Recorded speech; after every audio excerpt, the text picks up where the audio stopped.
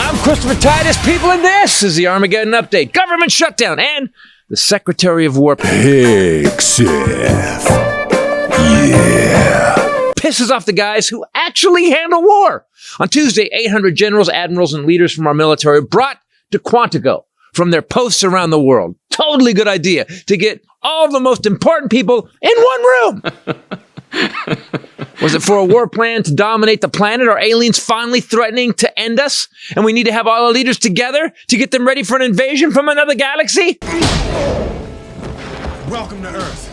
Keep my planet name out your fucking mouth! Nope.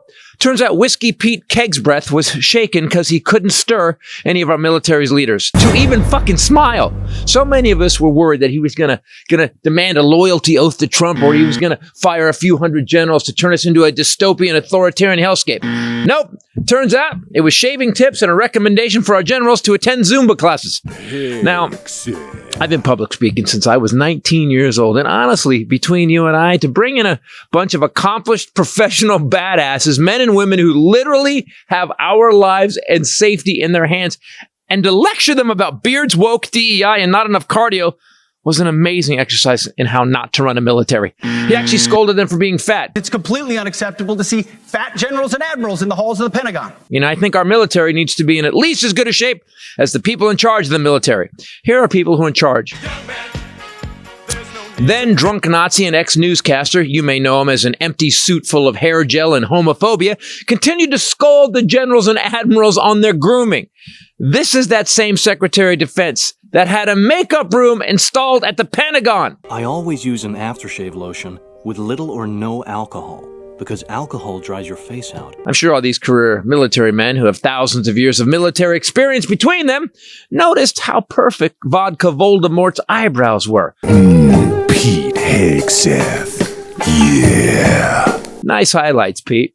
Honestly, at one point, I thought he wants them all to have abs and be clean-shaven. He disparages the women soldiers. Pete's pretty metrosexual. I'll bet Pete has some interesting apps on his phone. Then he started talking about how we don't need to follow the rules of engagement. We also don't fight with stupid rules of engagement. No more politically correct and overbearing rules of engagement. You know, if we happen to blow up an innocent family just delivering food, that's just the cost of war, right? It's really great that we have a man in charge of our military and who wants our soldiers to be sexy war fighters and is also pro-atrocity.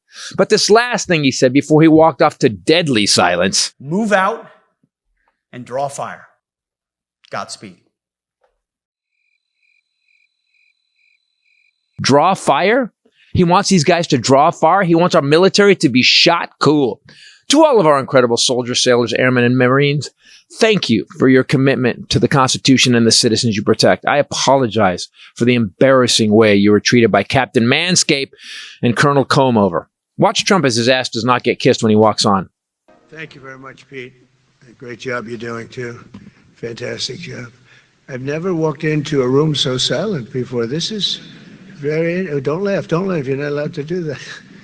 You know what? Just have a good time. And if you want to applaud, you applaud.